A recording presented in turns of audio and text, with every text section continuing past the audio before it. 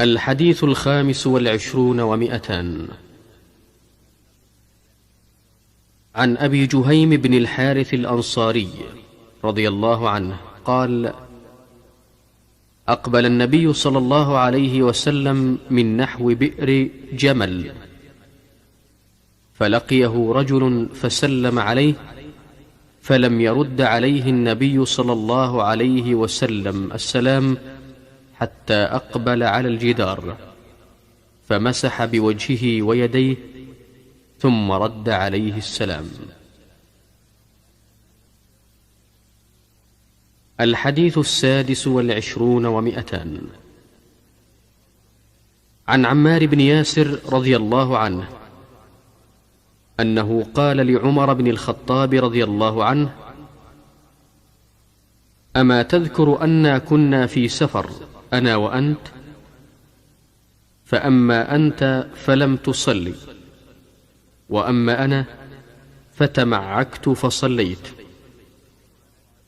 فذكرت ذلك للنبي صلى الله عليه وسلم، فقال النبي صلى الله عليه وسلم: إنما كان يكفيك هكذا، فضرب بكفيه الأرض ونفخ فيهما ثم مسح بهما وجهه وكفيه.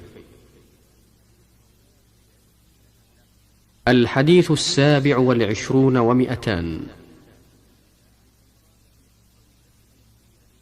عن عمران بن حسين الخزاعي رضي الله عنهما قال: كنا في سفر مع النبي صلى الله عليه وسلم، وإنا أسرينا حتى إذا كنا في آخر الليل وقعنا وقعة ولا وقعة أحلى عند المسافر منها، فما أيقظنا إلا حر الشمس، فكان أول من استيقظ فلان ثم فلان ثم فلان ثم عمر بن الخطاب الرابع.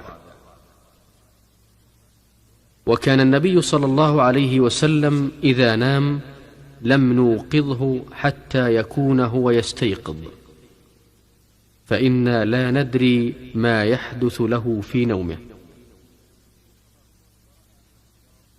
فلما استيقظ عمر ورأى ما أصاب الناس، وكان رجلا جليدا، فكبر ورفع صوته بالتكبير، فما زال يكبر ويرفع صوته بالتكبير حتى استيقظ لصوته رسول الله صلى الله عليه وسلم. فلما استيقظ شكوا إليه الذي أصابهم، قال: لا ضير أو لا يضير، ارتحلوا. فارتحلوا فسار غير بعيد، ثم نزل فدعا بالوضوء فتوضأ، ونودي بالصلاة فصلى بالناس. فلما انفتل من صلاته إذا هو برجل معتزل لم يصل مع القوم، قال: ما منعك يا فلان أن تصلي مع القوم؟ فقال: أصابتني جنابة ولا ماء. قال: عليك بالصعيد فإنه يكفيك. ثم سار النبي صلى الله عليه وسلم فاشتكى إليه الناس من العطش، فنزل فدعا عليا ورجلا آخر فقال: اذهبا فابتغيا الماء. فانطلقا فلقي امرأة بين مزادتين أو سطيحتين من ماء على بعير لها، فقال لها: أين الماء؟ فقالت: عهدي بالماء أمس هذه الساعة ونفرنا خلوف. فقال: انطلقي إذن. قالت: إلى أين؟ قال: إلى رسول الله صلى الله عليه وسلم، قالت: الذي يقال له الصابئ؟ قال: هو الذي تعنين، فانطلقي.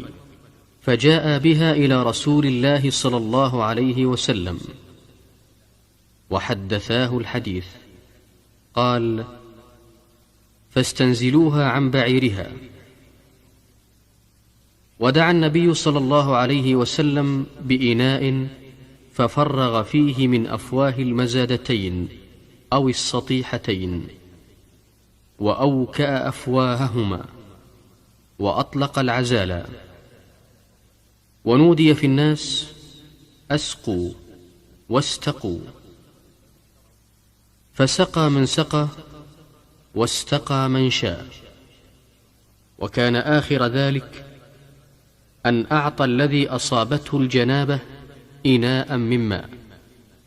قال: اذهب فأفرغه عليك.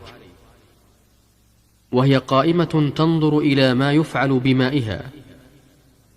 وأيم الله لقد أقلع عنها، وإنه ليخيل إلينا أنها أشد ملأة منها حين ابتدأ فيها. فقال النبي صلى الله عليه وسلم: اجمعوا لها. فجمعوا لها من بين عجوة ودقيقة وسويقة، حتى جمعوا لها طعاما فجعلوها في ثوب، وحملوها على بعيرها، ووضعوا الثوب بين يديها. قال لها: تعلمين ما رزئنا من مائك شيئا، ولكن الله هو الذي أسقانا. فأتت أهلها وقد احتبست عنهم، فقالوا: ما حبسك يا فلانة؟ قالت: العجل. لقيني رجلان فذهبا بي إلى هذا الرجل الذي يقال له الصابئ، ففعل كذا وكذا، فوالله إنه لأسحر الناس من بين هذه وهذه. وقالت بإصبعها الوسطى والسبابة، فرفعتهما إلى السماء، تعني السماء والأرض، أو إنه لرسول الله حقا. فكان المسلمون بعد ذلك يغيرون على من حولها من المشركين، ولا يصيبون الصرم الذي هي منه. فقالت يوما لقومها: ما أرى أن هؤلاء القوم يدعونكم عمدا، فهل لكم في الإسلام؟ فأطاعوها فدخلوا في الإسلام.